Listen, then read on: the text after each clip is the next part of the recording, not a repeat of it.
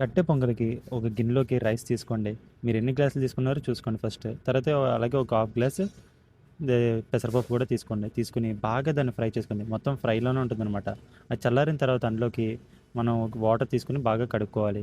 కడుక్కున్న తర్వాత 1:3 అంటే ఒక కప్పుకి ఒక కప్పు బియ్యానికి 3 కప్పులు నీళ్లు వేసుకోవాలనమాట.